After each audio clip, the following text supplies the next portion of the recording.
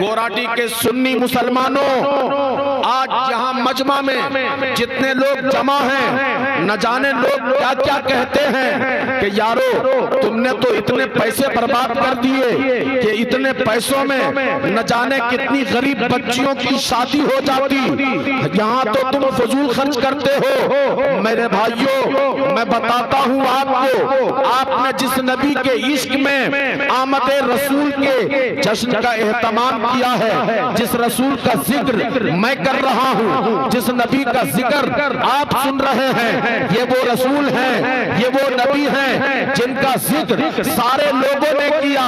और खुद हदीस कुदसी है, मेरा रब फरमाता है, नबी के जुबान से रब ने फरमाया, महबूब जब मैंने चाहा कि मेरी आइडेंटिटी बचे, जब मैंने चाहा मैं पहचाना जाऊं, जब मैंने चाहा मेरी शनाख्त हो, जब मैंने चाहा मेरा जिक्र हो, जब मैंने चाहा मेरी इबादत हो, जब मैंने चाहा, ये रब कहता है कि रब कहता है जब मैंने चाहा कि हमारी याद हो, हमारा जिक्र हो, हमारी इबादत हो, हमारी बंदगी हो, मैं पहचाना चाहूं, तो अपनी पहचान के लिए, अपनी शनाख्त के लिए, अपनी इबादत के लिए, अपनी बंदगी के लिए महबूब मैंने आपको पैदा किया।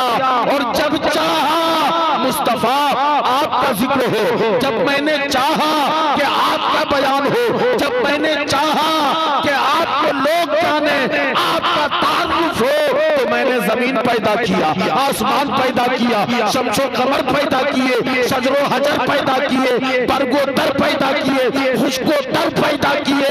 महबूब जब मैंने चाहा कि मेरा तारुफ हो, मैंने आपको पैदा किया। और जब चाहा आप जाने जाए, तो मैंने सारी मखलूकात का नारे तकबीर, नारे रिसालत, मसलके आला हजरत, सरकार की आमद, दिलदार की आमद, नारे तकबीर, नारे रिसालत।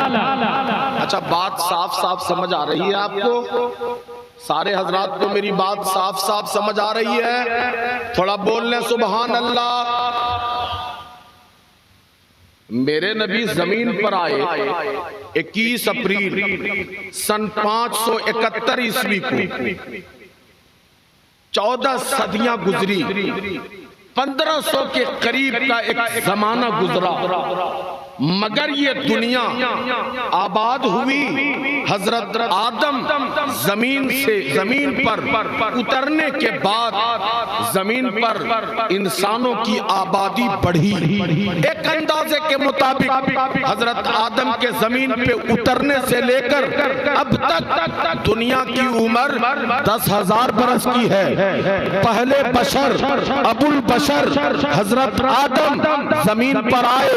हजरत आदम ने अपनी औलाद को जमा करके, अभी मेरे मुस्तफा जमीन पर आए नहीं हैं, मुस्तफा का मिलाद नहीं हुआ है, मेरे नबी की विलादत अभी नहीं हुई है, हजरत आदम जमीन पे हैं। आपने आखिरी वक्त में जब आपसे आपके दुनिया से रुखसती का वक्त करीब आया, अपनी औलाद को जमा किया, अपने बेटों को जमा किया, अपने बेटों को एक मैदान में जमा करके आपने फरमाया, मेरे बेटो मेरी एक बात याद रखना, तुम अल्लाह के सिवा किसी की इबादत न करना, किसी की बंदगी न करना, और जब कभी तेरे ऊपर मुसीबत आए, अल्लाह के महबूब मोहम्मद के वसीले से अपने रब की बारगाह में रुजू करना। आदम के बेटों ने कहा, ये मोहम्मद कौन है? फरमाया, बेटो ये मोहम्मद अल्लाह के हबीबो महबूब है। जो उनके बोलो सुभान अल्लाह का, अल्लाह के हबीब और महबूब हैं। वो अभी जमीन पर आए नहीं, मगर हम जमीन पे आए हैं उनका जिक्र करने के लिए। हम जमीन पे आए हैं उनका नाम लेने के लिए। हम जमीन पे आए हैं उनका तज़किरा करने के लिए। जब कभी बुरा वक्त आए, मुसीबत की घड़ी आए, उन्हीं के तबस्सुल से अपने रब से रुजू करना, तेरी मसाइब दूर, तेरे कुल्फत दूर हो जाया करेगा। हजरत आदम के बाद मैं बहुत तेजी के साथ आता हूँ, मैं सिर्फ बताना ये चाहता हूँ, ये जो 12 रबीउल अव्वल शरीफ में जो पैगंबर आए, ये सिर्फ हमारे पैगंबर नहीं, ये मेरे नबी नहीं। जमीन पर तो कमो बेश 1,24,000 या 2,24,000 अंबिया तशरीफ लाए। हजरत आदम जमीन पर तशरीफ लाए, ये अल्लाह के नबी हैं, ये खलीफतुल्लाह हैं। हजरत आदम के बाद नूह आए, अल्लाह के नबी हैं। हजरत शीश आए, ये नबी हैं। हजरत दाऊद आए, नबी हैं। जकरिया आए, नबी हैं। यहया आए, नबी हैं। सुलेमान आए, नबी हैं। हजरत इलियास आए, नबी हैं।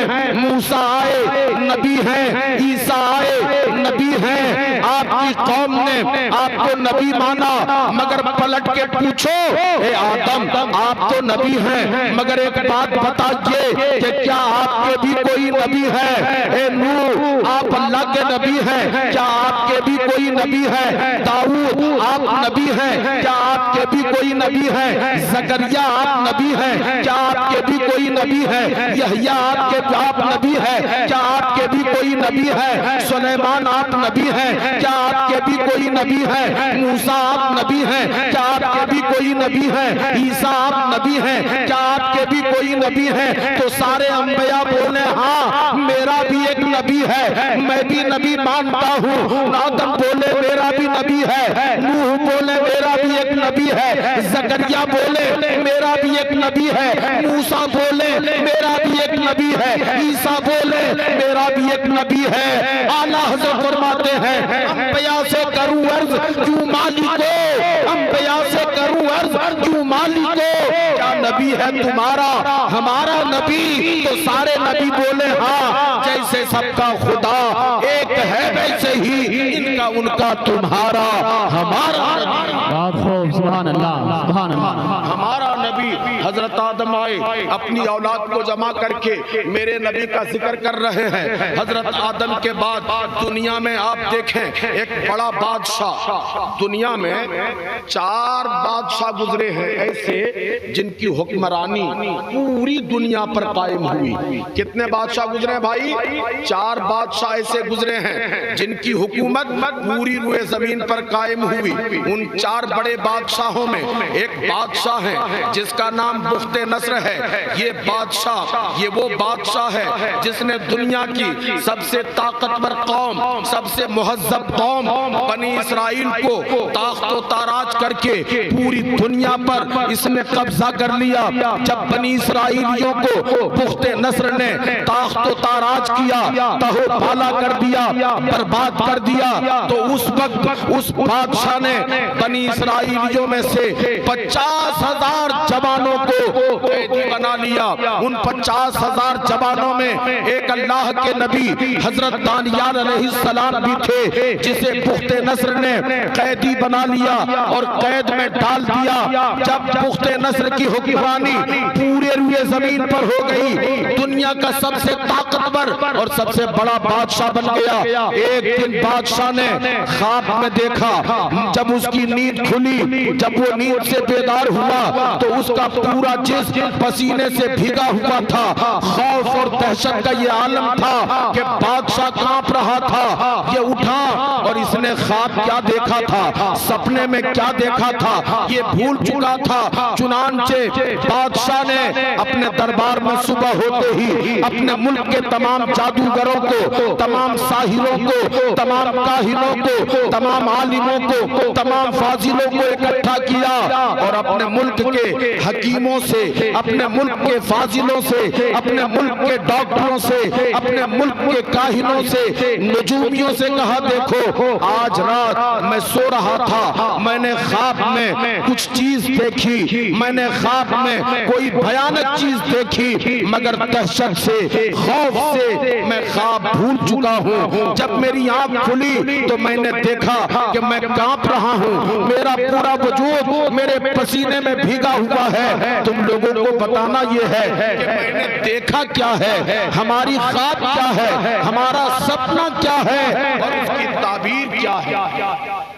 जब दुनिया के सबसे बड़े बादशाह ने अपने दरबार में अपने मुल्क नहीं पूरी दुनिया के तमाम काहिनों, साहिरों, जादूगरों को जमा करके कहा तो तमाम नजूमियों ने, सितारों के आलिमों ने, हस्तरेखा देखने वालों ने और तमाम फाजिलों ने कहा बादशाह जब तक आप अपनी ख्वाब बयान नहीं करेंगे, अपना सपना नहीं कहेंगे, हम उसकी ताबीर नहीं बता सकते। बुख्ते नस्र ने कहा देखो हम तमाम आलिमों को, नजूमियों को, साहिरों को, जादूगरों को 3 दिन की मोहलत देते हैं। 3 दिन के अंदर तमाम जादूगर मिल बैठकर हमारी ख्वाब हमें बताएं, उसकी ताबीर बताएं, वरना पूरी दुनिया में न किसी जादूगर को जिंदा रहने दूंगा, न किसी साहिर को जिंदा रहने दूंगा, न किसी काहिन को जिंदा रहने दूंगा, न किसी आलिम को जिंदा रहने दूंगा। अब पूरी दुनिया में खलबली मच गई। बादशाह ने देखा क्या है, उन्हीं दिनों पुख्ते नस्र की कैद में अल्लाह के नबी हजरत दानियाल अलैहिस्सलाम थे। हजरत दानियाल अलैहिस्सलाम तक भी ये बात पहुंची।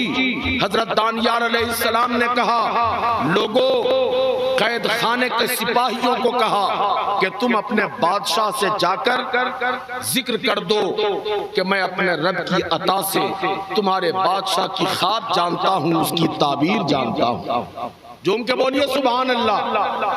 जो लोग मौजूद हैं मोहब्बत से बोले सुभान अल्लाह। का मैं जानता हूँ। बादशाह तक ये पैगाम पहुंचा। बादशाह ने कहा कौन है वो नौजवान जो हमारी ख्वाब और उसकी ताबीर जानता है, मेरे दरबार में लाया जाए। अल्लाह के नबी हजरत दानियाल अलैहिस्सलाम पुख्ते नस्र के दरबार में पूरा दरबार आलिमों से, फाजिलों से, काहिनों से और दुनिया के मुअज़्ज़ज़ लोगों से दरबार भरा हुआ था। हजरत दानियाल अलैहिस्सलाम को दरबार में लाया गया। हजरत दानियाल अलैहिस्सलाम जब आए, बादशाह ने कहा नौजवान, क्या तू मेरी ख्वाब जानता है, मेरा सपना जानता है, उसकी ताबीर जानता है? हजरत दानियाल अलैहिस्सलाम ने कहा बादशाह, अपने रब की अता से मैं जरूर जानता हूँ। पुख्ते नस्र ने कहा जल्दी करो, देर मत करो, मैंने क्या ख्वाब देखा था, मेरा सपना क्या था बता।